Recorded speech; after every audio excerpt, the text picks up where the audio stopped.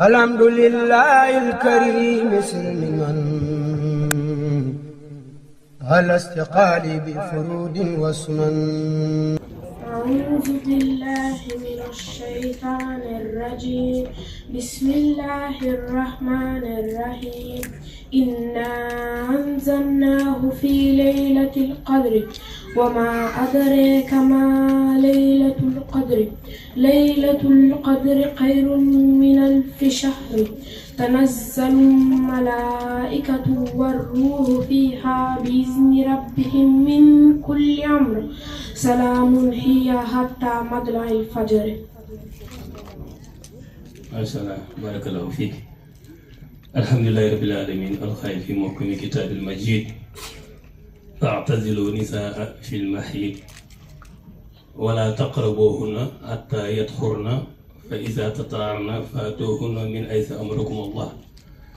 والصلاة والسلام على أشرف الخلق سيدنا محمد سيد الأولين والآخرين وعلى آله وأصحابه ومن تبعهم بإحسان إلى يوم الدين. mbokk yi dellusiwaat nañ ci seen bayaan bi ñuy def ci dibeer bu nekk di jaajëfal waa commission culture yëpp di jaajëfal waa daara ji yëpp rawatina ak njiit bi muy Serigne Diouf di jaajëfal mboolem parents d'élèves yi nga xam ne tamit wax dëgg yàlla ñu ngi am taxawaay bu baax ci daara ji macha allah. kon xam naa tey xale yi ñu ngi déglu bu baax nag tey jii dañoo bëgg jàngat scientifiquement li yàlla wax ne fa'tazilu an-nisaa fil mahiid. bu soxna yi gisee mbërëg na ngeen leen sori maanaam bu leen jaxasoo ak ñoom. borom bi tabaaraka wa taala nag jàngal nañu ci alquran xamal nañu ñun ay mbindeef dongo lañ mënuñoo peeg lépp moo tax yàlla mi ñuy digal yàlla lépp lu ñu digal mooy li gën ci ñun lépp lu ñu tere suñu musiba moo ci nekk parce que àddina bi nga gis yëpp jafe-jafe yi ñuy dund yëpp mooy lan mooy ñàkk jëfe ndigalal yàlla yi moo waral lu bëri dina duñ mbindeef. léegi nag borom bi tabaaraka wa taala moo ñu gën a xam suñu bopp wax na ci alquran wax na ci sourate najmi wa a'lamu bikum is antaakum min al ardi wa is antuma ajinatun fi butuni ummahatikum. nee na maa leen gën a xam seen bopp ndax maa leen sos ba ngeen nekkee di fœtus embryon sosu ba de ba ni mu ko waxee ca jeexalu mu'minuun fa tabaarakallahu ahsanul xaaliqiin ngeen nekk ay doomu aadama yu mag. yàlla moomu dañuy xamal na moo ñu gën a xam suñu bopp mu ne awalam yatafakkaru fi anfusihim ndax du ngeen xalaat ci seen bopp ni mu leen bindee. waxaat feneen wa fi anfusikum afalaa tubsiruun ndax du ngeen jàngat yéen doomu aadama yi ci seen jëmm yi du ngeen xool li ma def ci yéen. loolu lépp dañuy wane moo ñu gën a xam suñu bopp. mu ne wa nahnu aqrabu ilayhi min hablil warid. doomu aadama maa ko gën a jege lan mooy hablil warid mooy sidit yi nga xam ne ci lay deret ji daw. yàlla ne maa ngi ko gën a jege kon loolu day wan ne yàlla ni mu xamee doomu aadama. léegi nag yàlla moom bu teree daal ba ko day gën parce que bi alxuraan wàcc la wax ne fa'tazilu nisaa fil mahiid. soxna yi bu ñu gisee mbërëg da ngeen leen sori maanaam bu leen jaxasoo ñoom yonent bi alayhi salaatu salaam ne isna'u kullu shay'in illa nikaah. seen soxna yi bu ñu gisee mbërëg man ngeen a def ak ñoom du nekk ba mu mooy am ak jaxasoo ak ñoom. maanaam sëy ñoom ci jàngal lañ nekk. léegi nag suñu borom bi tabaaraka wa taala wax na ci alxuraan ne dafa am ñaari mbindeef yoo xam ne muy nit ak jinne yooyu ñaari ñoo xam ne dañoo dëgër bopp ba yàlla tuddee leen nag ayyuha saqalayni sanafrugu lakum ayyuha saqalayni yéen ñaari ñu di jë bopp ñi mooy nit ak jinne. mu wax ne mbooleem li ci àddina bi yëpp yusabbihu lillahi maa fi samaawaati wa maa fil ardi. mbooleem li ci asamaan juróom-ñaar ak suuf juróom-ñaar yëpp ñu ngi sàbbaal yàlla. waxaat ne wa in min shay'in illaa yusabbihu bihamdihi walakin laa tafqahuuna tasbiihahum innahu kaana aliiman ghafuuraa. nee na lépp ngi sàbbaal yàlla waaye amaana yow àggoo ci maqaamam mën a xam ne garab gi mi ngi sàbbaal yàlla nga di ko dégg wala géej gaa ngi sàbbaal yàlla nga di ko dégg waaye yàlla nee na boo nga xam ko nga ñàkk koo xam ñoom ci ndigal li ñuy dox. nee na nag nit ak jinne rek ñoo dëggal bopp. léegi nag bi alxuraan wàcc la yàlla wax jullit yi fa'tazilu nisaa fil mahid na ngeen sori soxna yi buñ gisee mbërëg tamit itam wala ñu am déretu wasin léegi nag ci jamono yi waxoon naa leen ne ci jamono yi toujours xam-xam développé wul comme ni mu développé woon nii maanaam la médecine moderne wala la médecine d'une manière générale développé woon amul woon benn développement ci jamono yooyu ndax booba microscope amul échographie amul rajo amul dara amul te yónnent bi ñu wàccee alxuraan ci moom yàllaa na ñëw nabiyul ummi allazi yajidunahu maktuban indahum fi tawraati wal injil kenn la koo xam ne jàngul mu confirme waat ci suratul jumaa huwa allazi ba'atha fil ummiyyiina rasuulan minhum yatluu alayhim aayaatihi te itam sax même bu jàngoon ci jamono yooyu fi science tollu tey booba ak xamuñ ko woon léegi bi ñu demee ba ci 20e siècle à partir du 19e siècle jàpp 20e siècle ci biñ nekk ci la xam-xam yi génn xam-xam bi ñu tuddee la biochimie la microbiologie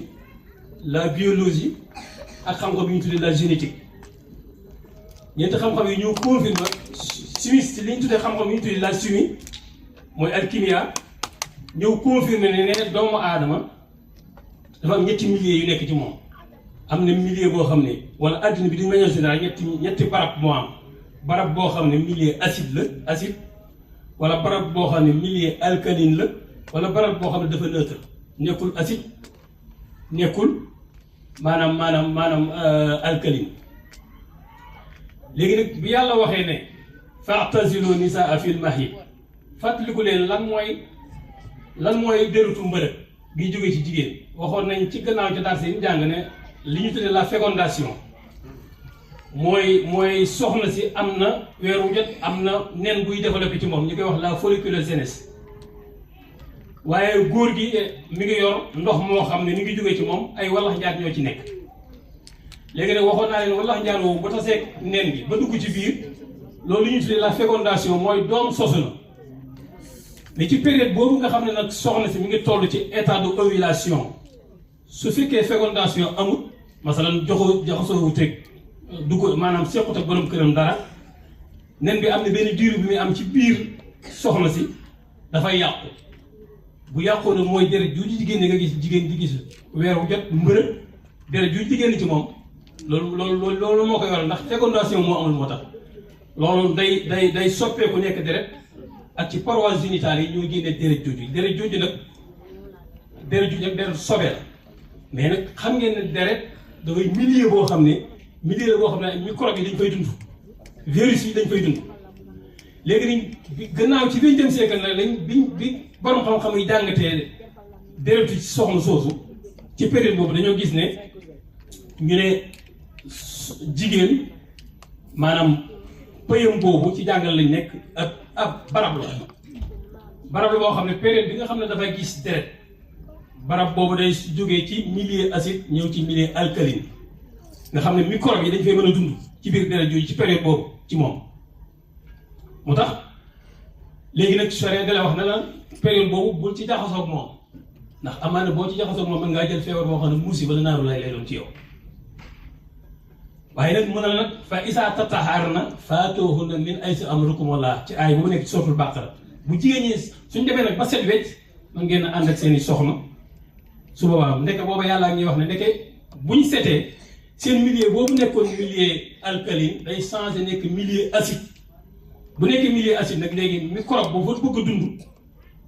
wala virus bu fa bëgg a dund du mën a sotti maanaam mi ngi ci set bi wér boo xam ne feebar mënul la faa jot te boo jaxasoo sa soxla ci période boobu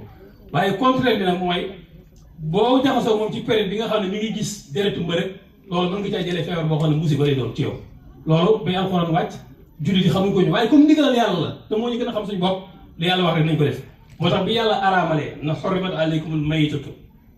wa damu wa lahmal xinsiir yooyu xëy na danañ ci ñëw ci yeneen jotaay yàlla ne araamal naa ci yéen ngeen lekk deret mooy milieu boo xam ne ci la virus yi di dund ak microbe yi ak yi joxe feebar yëpp ci deret la ñuy dund li ciy firnde mooy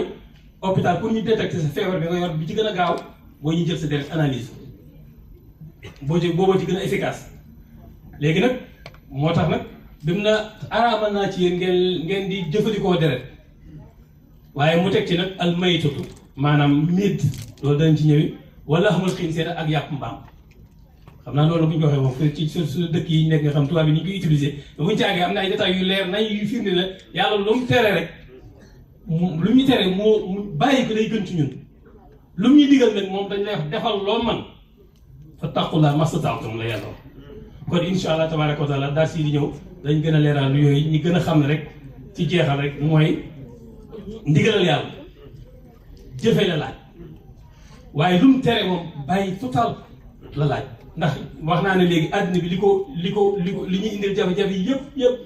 yëpp doomu aadama yi te doomu aadama yi dañuy fàtte ni ci cadre doomu aadama dong lañ ne mënuñoo peeg lépp mënuñoo xam lépp mënuñoo mën lépp moo tax lu ñu yàlla digal rek jëfe ko da ciy baax lu ñu tere ñu bàyyi ko kon wa maa zaalika alallaahi bi aziiz. Asalaamaaleykum wa rahmatullah. Assalamualaikum. Oggi lo Sasa ha parlato di quando il nostro Signore ci dice di lasciare stare qualcosa, di non fare qualcosa, di lasciarlo stare, di non farlo perché Lui sa più di noi. O quando ci chiede di fare qualcosa,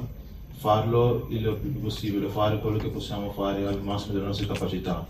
perché Lui lo fa solo per il nostro bene, sa sempre più di noi. Come ci ha detto prima, tutte le cose che noi studiamo ora, la scienza, la biologia, erano scritte nel Corano secoli prima che nascessero questi studi. Quindi questo ci spiega quanto il nostro Signore sa più di noi e quello che ci dice solo per il nostro bene. Questo anche quando ci parlano i nostri genitori, ci dicono di fare qualcosa, non lo dicono perché ci vogliono negare di fare qualcosa, ma solo per il nostro bene. Quindi cerchiamo di seguire i loro insegnamenti sia dei nostri genitori che del Corano. Assalamu alaikum. Alhamdulillahil karim silman ala istiqali bi furudin wa sunan.